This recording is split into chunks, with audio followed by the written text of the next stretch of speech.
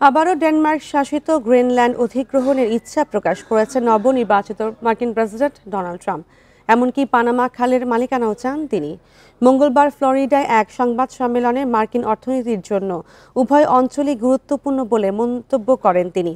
সংবাদ সম্মেলনে ট্রাম্পের কাছে জানতে চাওয়া হয় পানামা খাল এবং গ্রিনল্যান্ড অধিগ্রহণে সামরিক বা অর্থনৈতিক জবরদস্তি করবেন না বলে বিশ্বকে আশ্বস্ত করতে পারেন কিনা তিনি।